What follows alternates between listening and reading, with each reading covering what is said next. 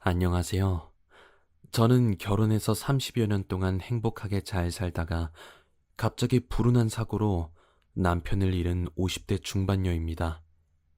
제가 사연을 올리는 이유는 남편을 잃은 것도 기막힌데 갑자기 나타난 죽은 남편의 친모 때문입니다. 세상에 이런 일도 있나 싶어서 답답한 마음을 전해보려 합니다. 저희 부모님 고향은 경기도 가평입니다. 부모님은 가업을 이어 두부 공장을 운영하고 계십니다. 저는 외동딸로 부모님 사랑을 듬뿍 받고 자랐습니다. 그래서 철이 없었던 건지 공부를 열심히 하지 않았습니다. 매일 학교 야간 자율학습도 땡땡이 치고 학원도 수시로 빠지면서 친구들과 놀러 다녔습니다. 당연히 대학 입시에 실패했습니다. 부모님께서는 하나밖에 없는 딸을 어떻게든 공부시키려고 재수를 권유했지만 저는 공부가 하기 싫었습니다. 기초도 부족하고 이미 노는 것에 익숙해져서 가만히 앉아서 공부하는 것은 죽기보다 싫었습니다. 자식 이기는 부모 없다고 부모님도 포기를 하시고 제가 어느 정도 노는 것에도 지칠 때쯤 아버지께서 운영하시는 두부 공장에 나와서 사무실 일을 배우라고 하셨습니다. 저는 친구들도 대학 가서 바쁘고 슬슬 노는 것도 지겨웠기 때문에 아버지 말씀대로 두부공장 사무실에 나가서 일을 배웠습니다. 재료의 입출고부터 공장에 들어가는 모든 경비 관리, 많지는 않지만 직원들 월급 관리 등을 맡아서 있습니다. 일을 하다 보니 나름 시간도 잘 가고 재미도 있고 일에 욕심이 생겼습니다.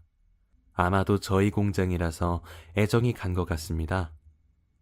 저는 오전에 일하고 오후에는 컴퓨터 학원에 가서 컴퓨터를 배웠습니다. 문서 만드는 것부터 엑셀까지 배워 자격증을 땄습니다. 자격증을 따서 아버지께 말씀드려 사무실에 컴퓨터를 들여놓고 모든 작업을 컴퓨터로 처리했습니다.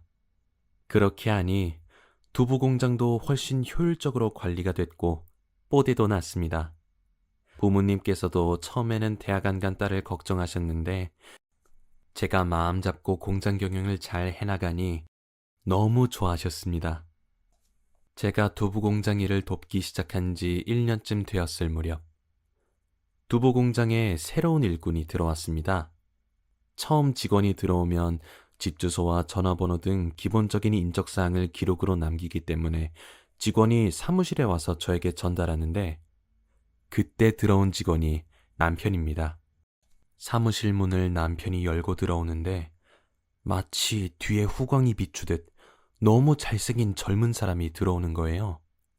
저희 공장에는 거의 중년의 아저씨들과 아주머니들 뿐이었는데 말이죠. 저는 괜시리 마음이 콩닥거리고 얼굴이 달아올라 일 처리를 어떻게 했는지도 모를 지경이었습니다. 첫눈에 반해버린 것이지요. 퇴근을 한 후 집에서 저녁을 먹으면서 아버지께 새로 들어온 직원에 대해서 꼬치꼬치 물었습니다. 아, 오늘 들어온 경훈이 말이구나. 애가 참 딱하더구나. 너보다 2살 많은데 부모님이 안 계시다는구나.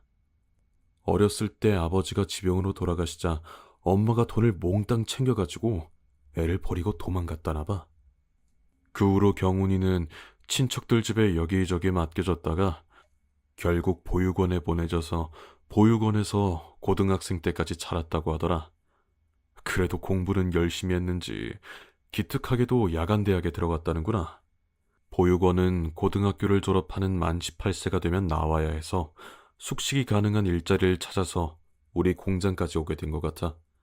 내가 그 녀석 사정을 들어보니 딱해서 낮에는 두부 공장에서 일하고 밤에는 학교 갔다 와서 우리 공장에 딸려있는 별채에서 생활하라고 했다. 그러니 수경이 너도 공장에서 마주치면 잘 대해주거라. 부모님도 안 계신데 혼자서 돈 벌면서 대학까지 다니고 얼마나 기특하고 짠한지 하시며 아버지께서는 막걸리를 쭉 들이키셨습니다. 저는 그 어느 때보다도 착한 딸이 되어 네 아버지 하고 큰 소리로 대답했습니다. 저는 그때부터 더더욱 두부공장 일에 열심이었습니다. 저희 집은 두부공장과 엄청 가까워서 저는 그동안 옷도 편하게만 입고 화장도 안 하고 대충 다녔었는데 경훈 오빠가 온 후로는 매일 곱게 화장을 하고 뾰족 구두에 옷차림도 엄청 신경을 썼습니다. 매일매일 경훈 오빠 보는 낙에 살았습니다. 사람이 느낌이라는 게 있는데 분명히 오빠도 저를 좋아하는 것 같았습니다. 오빠는 커피를 마시러 사무실에 들르기도 했고 학교 과제 때문에 컴퓨터를 사용하기 위해 오기도 했습니다. 그럴 때면 제가 좋아하는 떡볶이를 사다 줄 때도 있고 아이스크림을 사가지고 와서 같이 먹을 때도 있었습니다. 저는 외동이었고 그때쯤 친구들과도 조금 소원해진 때라서 오빠가 너무 좋았습니다. 오빠도 혼자 외로운 처지였기 때문에 저를 동생처럼 예뻐해 주었습니다. 오빠가 온 지 한 달이 되어 월급날이 되었습니다. 오빠가 사무실로 월급을 타러 왔습니다. 저는 미리 준비한 월급 봉투와 초콜릿을 주었습니다. 오빠, 첫 월급 탄 거 축하해. 라고 말했습니다. 오빠는 싱긋 웃으며 월급과 초콜릿을 받으며 오늘 오빠 첫 월급 탔으니까 수경이 맛있는 거 사줄까? 영화도 보고 데이트하자. 저는 오빠의 말을 듣고 너무 좋아서 숨이 멈출 것만 같았습니다. 저는 오빠, 정말? 정말 우리 데이트해? 하면서 폴짝폴짝 뛰었습니다. 오빠는 웃으며 이따가 6시에 데리러 올게 하고 공장으로 갔습니다. 6시까지 기다리는데 시간이 얼마나 천천히 가던지요. 드디어 6시가 되고 오빠가 작업복이 아닌 말끔한 옷으로 갈아입고 사무실에 왔습니다. 한 달 전 처음 사무실 문을 열고 들어올 때처럼 오빠 머리 뒤로 후광이 비추는 것 같았습니다. 저도 한껏 멋을 낸 차림으로 오빠와 첫 데이트를 나갔습니다. 오빠와 저는 영화를 보고 저녁을 먹으러 레스토랑에 갔습니다. 분위기 좋은 레스토랑에서 맛있는 음식도 먹고 맥주도 한잔하면서 오빠와 저는 시간 가는 줄 모르고 얘기했습니다. 오빠는 그날 정식으로 저에게 수경아, 우리 사귈까? 난 네가 좋아. 내가 부족한 게 많지만 수경이 너랑 같이 한다면 다 이겨낼 수 있을 것 같아. 이러는 겁니다. 저는 그 순간 심장이 터지는 줄 알았습니다. 오빠, 나도 오빠가 너무 좋아. 난 이미 한 달 전에 오빠한테 첫눈에 반했다고. 저도 이렇게 고백을 했습니다. 어차피 서로 느끼고 있던 감정을 확인한 것뿐이었습니다. 오빠와 저는 그렇게 연애를 시작하고 사랑을 키워갔습니다. 오빠는 주경야독을 하면서도 짬짬이 시간을 내어서 저와 데이트를 했습니다. 그렇게 1년이 지나고 오빠는 학교를 휴학하고 군에 입대했습니다. 저는 울고불고 난리도 아니었지만 대한민국 남자라면 누구나 피할 수 없는 일이었습니다. 저는 당연히 오빠를 기다렸고 시간은 생각보다 빨리 흘러서 오빠는 곧 제 곁으로 돌아왔습니다. 떨어져 있던 시간이 너무 안타까웠던 오빠와 저는 결혼을 하기로 했습니다. 저는 부모님께 경훈 오빠와 결혼하겠다고 말했습니다. 그런데 엄마가 반대를 하시는 겁니다. 안 돼. 엄마도 경훈이가 반듯하고 착실한 청년이란 건 안다. 하지만 부모님도 안 계신 천의 고아이고 너무 가진 것도 없잖아. 그리고 수경이 너 아직 나이도 어린데 뭐 벌써부터 결혼을 하려고 해. 나중에 경훈이보다도 더 좋은 사람이 나타날 수도 있고 뭐가 그리 급해. 엄마는 이 결혼 반대야. 그러니 그런 줄 알고 마음 접어. 이러시는 거예요. 저는 예상치 못했던 엄마의 반대에 울고불고 엄마한테 사정하고 매달렸습니다. 그런데도 엄마는 요지부동이었습니다. 그런데 다행히 아버지께서 결혼을 허락하시며 엄마를 설득하셨습니다. 여보, 나도 당신처럼 경훈이가 부모님도 안 계시고 형제지간 하나 없는 건 마음에 안 들어. 하지만 어디 그게 경훈이 잘못인가? 오히려 경훈이가 부모 잘못 만나서 고생을 한 게지. 내가 경훈이 일하는 거 쭉 지켜봤는데 요즘 애들 같지 않고 성실해. 책임감도 있고 일처리도 빠르고 계속 공부를 해서 그런지 이해력도 좋고 지금 대학에서 경영학을 전공한다고 하니 우리 수경이랑 결혼해서 두부 공장을 둘이 잘 경영하면 좋을 것 같아. 우리도 자식이라고는 수경이 달랑 하나인데 수경이 시집 보내고 적적한 것보다 경훈이 대릴 사위로 들여서 데리고 같이 살면 아들 하나 생긴 것 같고 좋을 것 같아. 여보, 당신이 좀 서운하겠지만 수경이가 철이 좋다고 하니 좋은 날 잡아서 결혼시킵시다. 이러셨습니다. 아버지의 승낙으로 저는 천군만마를 얻은 것이지요. 그 후 오빠와 저의 결혼 준비는 일사천리로 진행됐습니다. 까탈 부리는 시댁도 없고 태클 거는 가족도 없으니 너무 쉬웠습니다. 오빠와 저는 엄마 아빠의 주도하에 모든 결혼 준비를 끝내고 눈부신 5월에 마침내 부부가 되었습니다. 저희는 분가하지 않고 부모님과 함께 살았습니다. 어차피 오빠와 제가 두부 공장 일도 도맡아 해야 했고 부모님도 자식은 저 하나라서 그냥 같이 살기로 한 것입니다. 처음에 결혼을 반대하셨던 엄마는 오빠와 같이 살기 시작하면서 오히려 아빠보다도 오빠를 더 좋아했습니다. 오빠는 저희 부모님을 어머니, 아버지라 부르며 싹싹하게 굴었고 엄마가 만들어주는 모든 음식을 다 잘 먹었습니다. 제가 셈이 날 정도로 부모님 사랑을 듬뿍 받는 아들 같은 사위가 되었습니다. 오빠는 휴학했던 학교를 다시 복학해서 공부를 모두 마치고 본격적으로 두부공장 사업을 맡아서 있습니다. 경영학을 전공한 오빠가 두부공장을 맡아서 하니 공장도 훨씬 더 잘 되었습니다. 오빠는 새로운 상품을 개발해서 우리 공장을 다른 두부공장들과 차별화했습니다. 지역 특성을 살려서 지역에서 많이 나는 잣을 두부에 넣어 잣두부를 만들기도 하고 흑임자를 섞어 흑임자 두부를 만들기도 했습니다.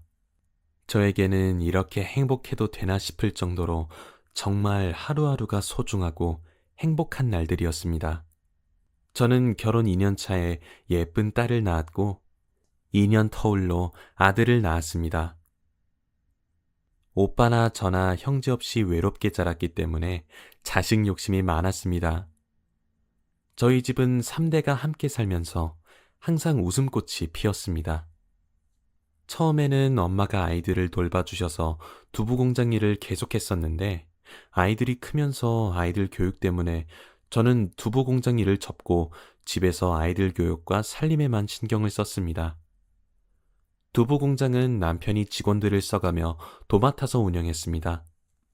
아버지는 고문격으로 경영에 참여하셨습니다. 공장 일을 쉬면서 아이들 교육에만 신경 쓰니 저도 시간적인 여유가 생겼습니다.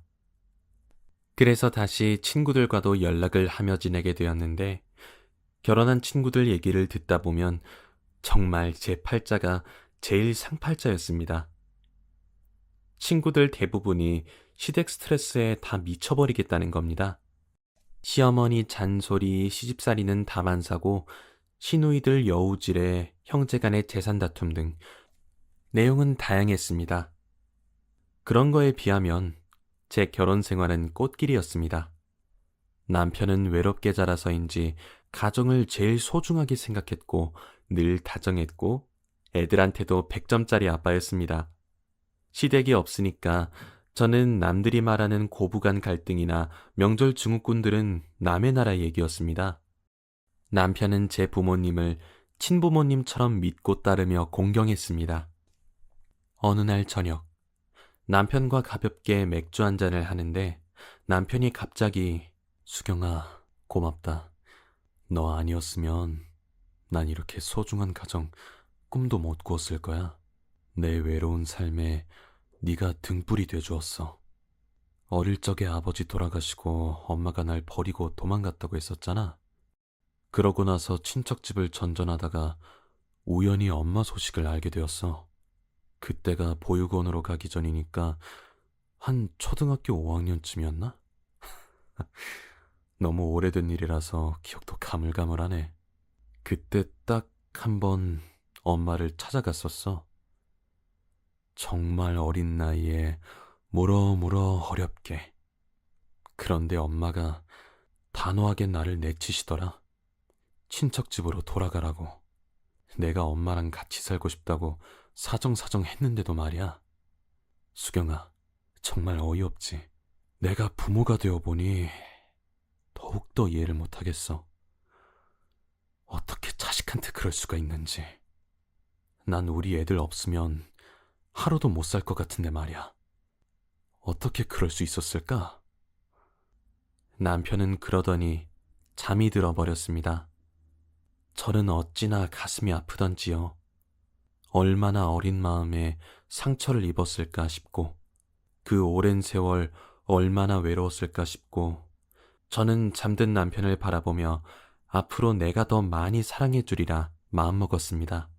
그렇게 서로 의지하며 알콩달콩 살다 보니 어느새 30년이라는 세월이 흘렀습니다.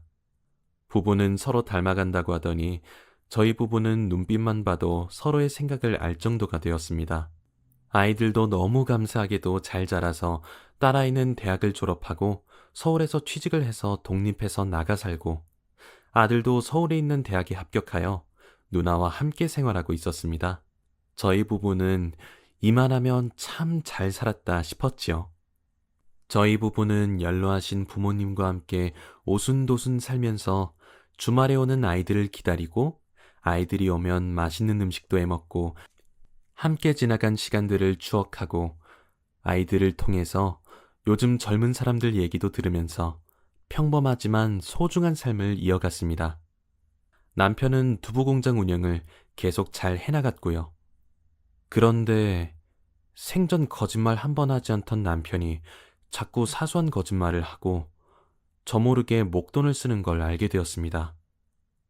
남편은 전과 다르게 걱정이 있는 사람 같았습니다. 자주 제가 모르는 약속이 있고 핸드폰이 울리면 깜짝깜짝 놀라는 거예요. 저는 남편에게 여자가 생긴 것만 같았고 너무 불안했습니다. 어느 날 남편이 저에게 또 거짓말을 하고 외출을 했습니다. 저는 작정을 하고 조심스럽게 남편을 미행했습니다. 미행을 하면서도 남편이 다른 여자와 있는 것을 목격하게 될까봐 얼마나 무서웠는지 모릅니다. 남편은 가평시내 ATM기에서 돈을 인출하더니 어느 찻집으로 들어갔습니다. 저도 약간의 시간차를 두고 들어갔습니다.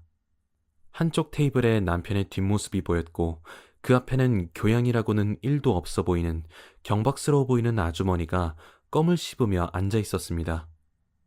아주머니는 나이는 상당히 들어 보였는데 옷차림은 나이와 맞지 않게 화려하고 딱 봐도 가짜인 이미테이션 액세서리가 주렁주렁했습니다. 저는 이게 무슨 상황인지, 제가 상상한 그림은 이건 아닌데 싶어 남편 앞으로 갔습니다. 남편은 저를 보더니 깜짝 놀라 눈이 왕방울만해졌습니다. 여보, 여긴 웬일이야? 난...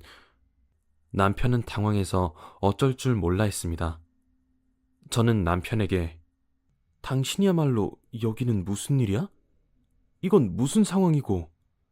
그런데 갑자기 남편 앞에 앉아있던 아주머니가 아, 네가 우리 경훈이 처구나.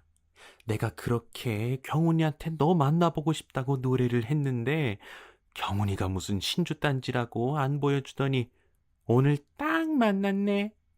난 네 시어머니다. 이러시는 겁니다. 저는 순간 머리가 하얘지는 기분이었습니다. 제가 얼이 빠져 있는데 남편이 벌떡 일어서며 제 손을 잡고 찻집을 나오며 그 아주머니에게 이제 더 이상 연락하지 마세요. 더는 돈도 해드릴 수 없습니다.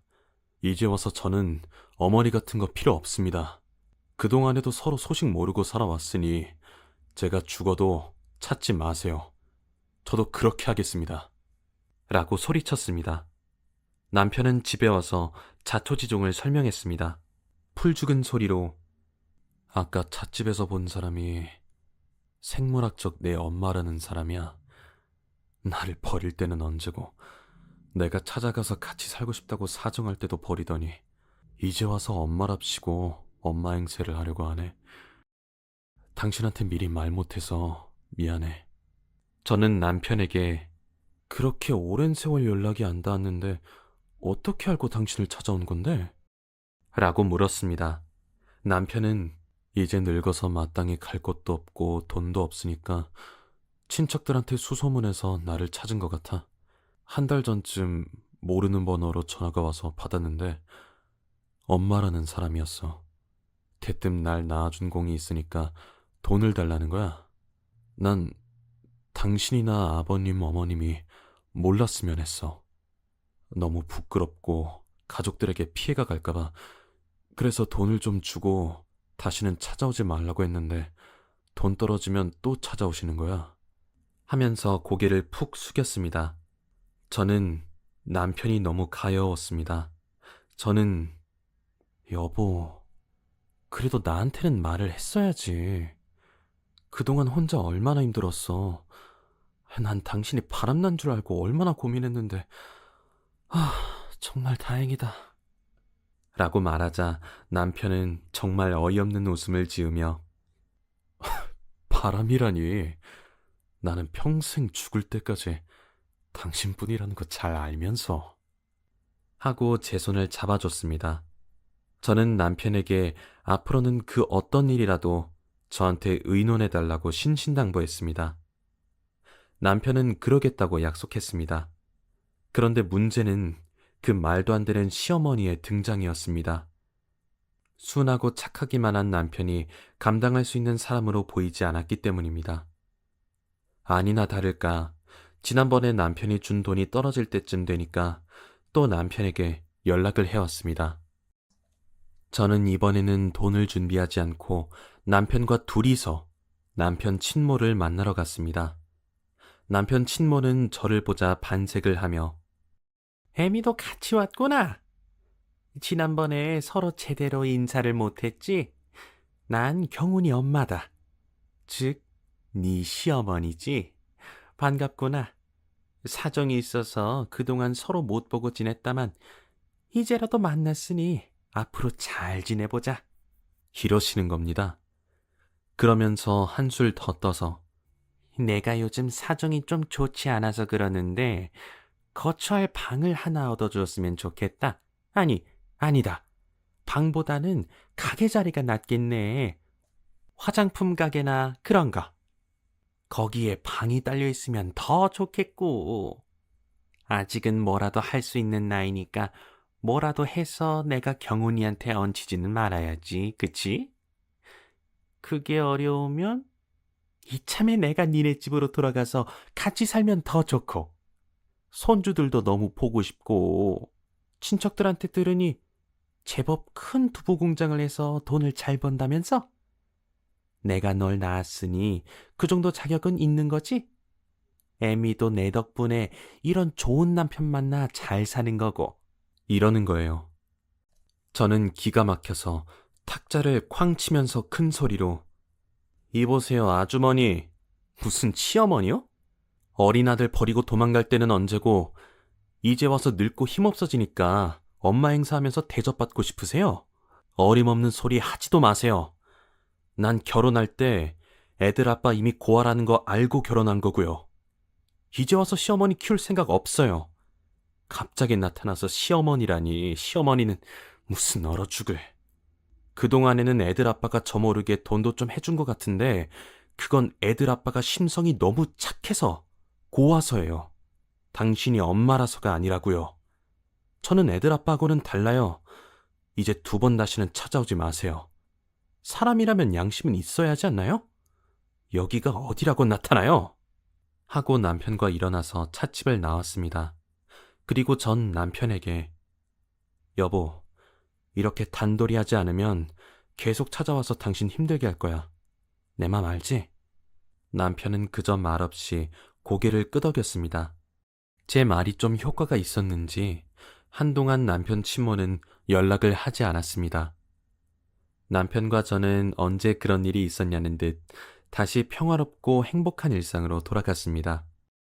남편이 바람났을 거란 제 오해는 저희 부부의 또 하나의 추억거리가 되었습니다. 그런데 저희 가족들의 행복을 신들이 시샘한 것일까요? 지금도 그 생각을 하면 눈물이 나고 가슴이 미어집니다. 너무도 평범하고 여느 날과 같은 그런 날이었습니다. 남편은 아침에 집을 나서며 오늘 오전에는 공장 일 좀 보고 오후에는 서울에 다녀올 거야. 거래처에 볼 일이 좀 있어서 간 김에 애들 얼굴도 보고 올게. 하고 집을 나섰습니다. 그게 남편의 마지막 얼굴이었습니다. 남편은 거래처 볼일을 보고 애들과 밖에서 만나 저녁을 먹고 집으로 돌아오는 길이었습니다. 운전도 거칠게 하지 않는 편이었습니다. 남편이 신호등에 걸려 신호대기로 정차하고 있는데 반대쪽에서 오던 트럭이 브레이크 고장으로 남편의 차를 덮쳤습니다. 남편은 그 자리에서 숨을 거두고 말았습니다.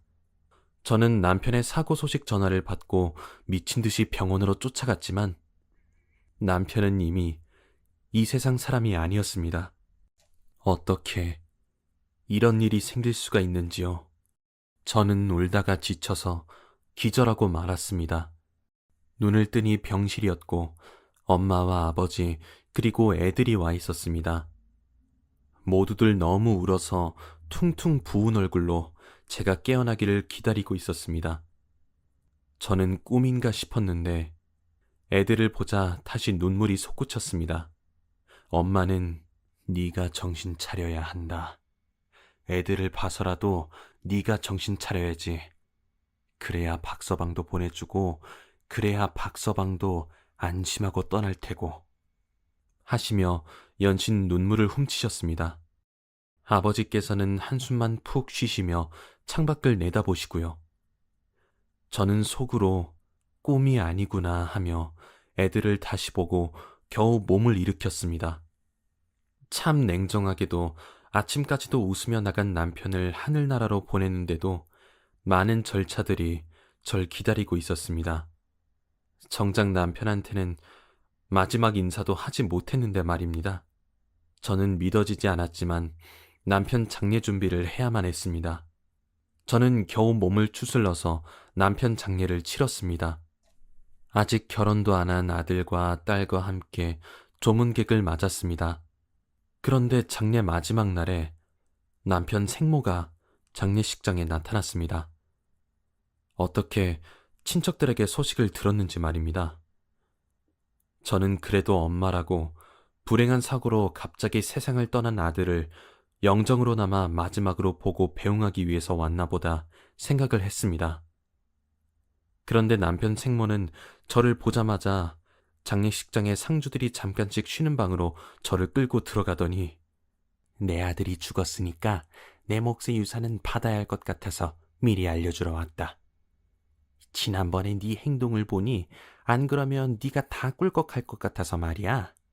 교통사고니까 보험금도 있을 테고 당연히 보험은 들어놨지? 내가 친척들한테 들으니까 경훈이가 무슨 공장인가 사업한다며? 어쨌든 난 분명히 말했다. 내 목 달라고. 이러는 겁니다. 저는 울고 싶은데 뺨 맞은 사람처럼 울면서 고래고래 소리를 질렀습니다. 당신이 사람이야? 아무리 어렸을 때 버린 자식이라도 당신 아들이 교통사고로 비명횡사했어. 그런데 아직 내 남편이 당신 아들이 저 뒤에 누워있는데 유산 타령을 하고 싶어? 그러고도 당신이 엄마냐고. 저는 엉엉 울었습니다. 남편이 너무 가여워서, 남편이 너무 보고 싶어서, 그리고 저는 남편 친모에게 알려줬습니다. 그리고 법적으로 상속자는 부인인 나와 우리 애들뿐이야. 뭘 알려면 제대로 알고 와서 얘기해. 죽은 자식 앞에서도 돈밖에 모르는 흡혈귀 같은 인간아. 하고 소리치는데 방으로 아버지께서 들어오셨습니다. 조문객 받아야 한다면서요. 그렇게 남편 친모와 아버지가 만나게 되었습니다. 그런데 남편 친모는 아버지를 보자마자 헉 하고 놀라더니 손으로 얼굴을 가리며 허둥지둥 밖으로 빠져나가는 겁니다. 얼마나 다급했는지 신발을 신지도 못하고 신발을 들고 뛰어나가다가 들어오던 다른 조문객과 부딪혀 넘어졌는데도 벌떡 일어나 뒤도 돌아보지 않고 가버렸습니다. 바닥에는 남편 친모 신발 한 짝만 덩그러니 놓여 있었습니다. 아마도 신발이 떨어진 줄도 모르고 주랭랑을 친 것 같습니다. 아버지께서도 당황하시며 아니, 전현이 어떻게 여기에? 하시며 쫓아나갔습니다. 그런데 남편 친모는 이미 사라지고 없었습니다. 아버지께서는 저에게 어떻게 저 여자를 아는지, 저 여자가 남편 장례식장에는 왜 왔는지 물었습니다. 저는 그동안의 사정 얘기를 아버지께 얘기해 드렸습니다. 아버지께서는 한숨을 쉬시며 그랬구나. 저런 나쁜 사람이 경훈이 엄마였다니. 우리 사위 가여워서 어쩌누. 벌써 경훈이가 보고 싶구나. 저는 아버지께 여쭈었습니다. 아버지도 그 여자를 아시는 것 같던데 어떻게 아시는 거예요? 아주 오래전에 잠깐 만난 사이였다. 대학 입학을 앞두고 잠깐 만났는데 나한테 부모님 약값이 필요하다고 거짓말을 하고 내 대학 등록금을 잠깐만 빌려달라더니 그 길로 사라졌단다. 지금처럼 말이지. 아, 참. 그런데 경훈이 엄마였다니 정말 이런 인연도 다 있구나. 사람은 나이가 먹어도 절대 변하지 않나 보구나. 자식을 버려놓고 그 자식이 죽은 마당에 며느리한테 와서 유산 타령이라니. 사람이 아니다. 인두겁을 쓴 악마 같으니라고. 나를 보고 갔으니 다시는 너를 찾아와 괴롭히지는 못할 거다. 하시는 겁니다. 그렇게 아버지와 이야기를 끝내고 저는 내일 새벽에 있을 남편 발인 준비를 했습니다. 다음 날 남편을 가평저의 산소에 안장하고 나니 남편이 내 옆에 없다는 것이 실감이 났습니다. 저는 한동안 아무것도 하지 못하고 가만히 집에서 남편과 함께했던 시간들을 추억하며 지내고 있었습니다. 그런데 남편 친척으로부터 한 통의 전화가 걸려왔습니다. 남편 친모가 사망했다는 겁니다. 그냥 알려줘야 할 것 같아서 전화한다면서요. 저는 어떻게 된 일인지를 물었습니다. 남편 친모는 남편 장례식장에 왔다가 간 그날 저희 아버지를 보고 놀라서 주랭랑을 치다가 무단횡단을 했고 무단횡단하는 남편 친모를 못 본 자동차가 남편 친모를 치어서 교통사고가 났다는 겁니다.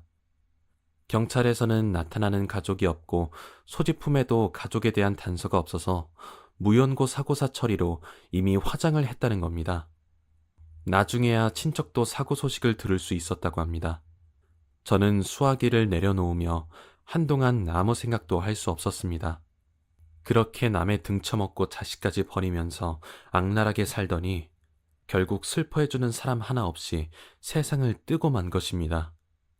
아니면 마지막으로 엄마 노릇하려고 아들하고 동행한 것일까요? 그러면 남편이 조금은 덜 외로울까요? 어쩌면 그 뻔뻔한 성격으로는 저 세상에서 남편을 만나더라도 자신의 죽음을 남편 탓으로 돌릴지도 모르겠습니다. 저는 아직도 남편이 그립습니다. 부디 하늘나라에서 남편이 편히 쉬기를 기원합니다. 남편은 평생을 착하고 바르게 살았으니 편히 쉴 수 있을 것이라고 위로 한마디를 청하며 사연 마치겠습니다. 들어주셔서 감사합니다.